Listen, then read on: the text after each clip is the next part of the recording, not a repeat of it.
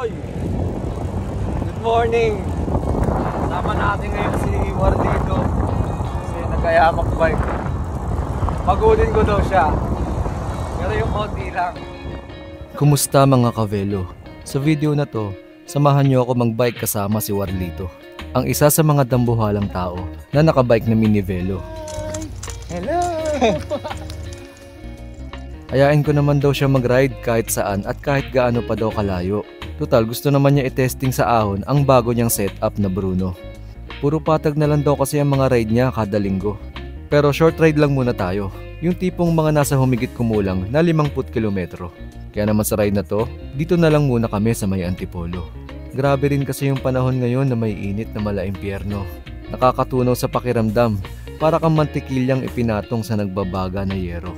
Wala na naman si Louie. Hindi nagising. Kasi ako yung hindi nagising kanina eh. Mas nauna siyang nagising. Tapos ako late nagising. Nagising na ako. Tulog na siya.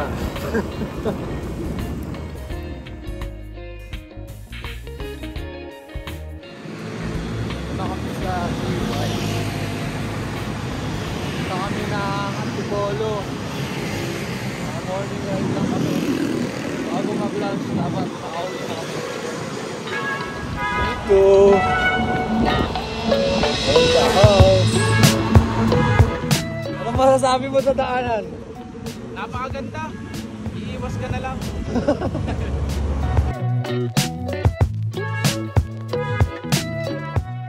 Gating-gati si Warlito, sipang-sipa na si Warlito na parang bagong panganak na bata eh. Parang bata sa sinapupunan. Sipa ng sipa. Solid yung daanan. Ganda oh. Ganda oh.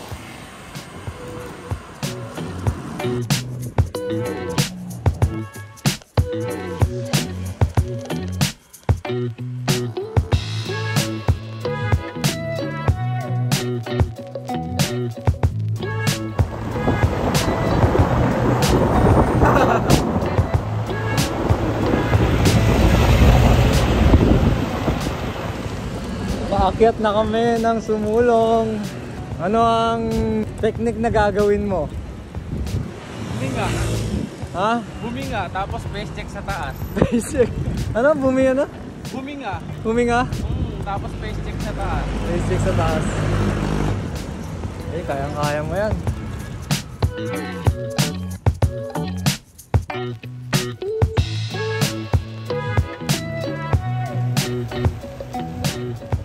Ayan, paakyat na kami dito ng Sumulong. So, itong ahon na to siguro meron siyang more or less na 4 kilometers hanggang doon sa may Ahon Coffee. Kung naghahanap ka nung ride na dire-diretso na smooth na ahon, ito yung perfect na place para mag-bike ka. Kaya lang, minsan mabibitin ka lang doon sa mga tumitigil na jeep, mga nagbababa ng sa bike lane. Kaya doble ingat lang tayo. Ito na, start na nung climb. Mabigat yung gearing mo, boy. Mabigat yan. Nagdagan mo yan. Mahirapan ka dyan.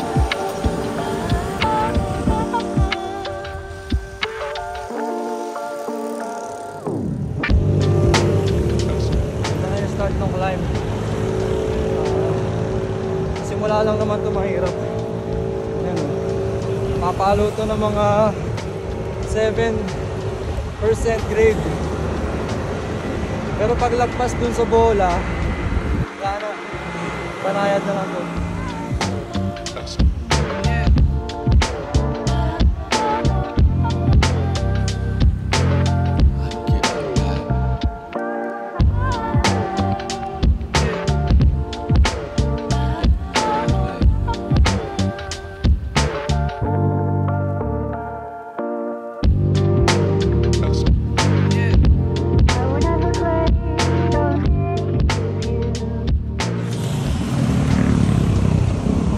Tayo sa may San Pedro, Calungsod.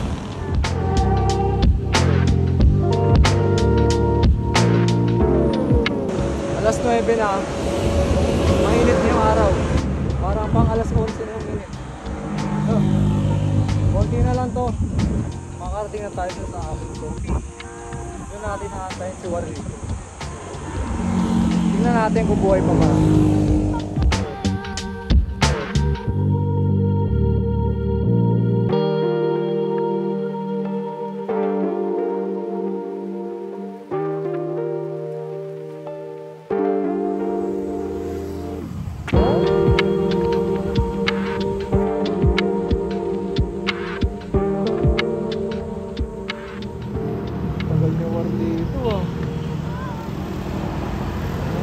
Na boy. Yun. Warlito nga.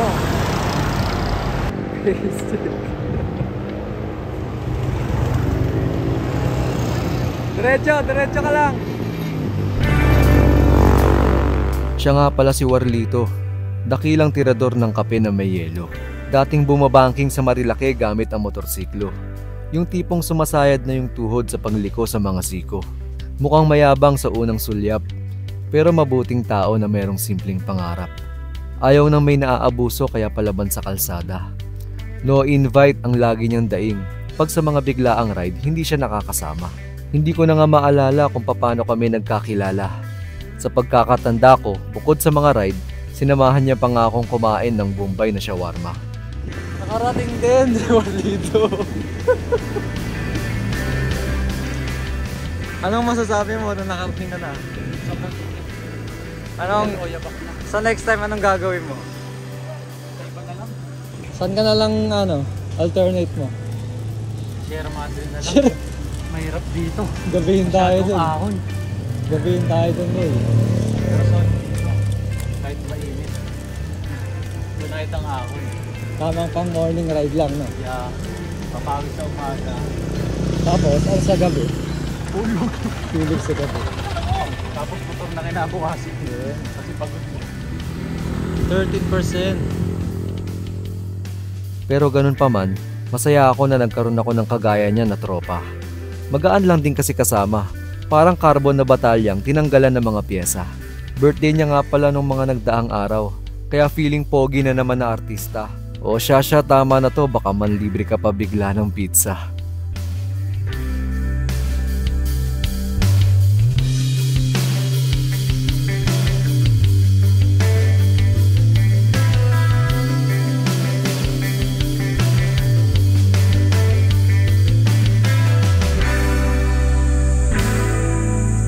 Face check. At nakabalik na nga po ng Taguig.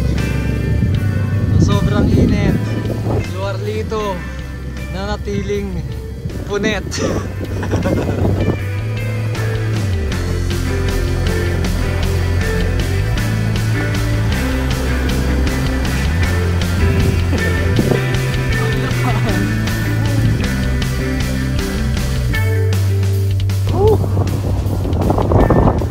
Nakabalik na ng BGC. Grabe. Sobrang init po eh. Salamat sa malupit na ride. Ingat pare. Ingat ka dyan. Punta ko na sila Liza sa Verano. Kaya kung nagustuhan nyo ang video na to, please give this video a thumbs up. And if you want to see more videos ay mag-subscribe ka na rin. Maraming salamat mga kavelo. Ride safe sa lahat.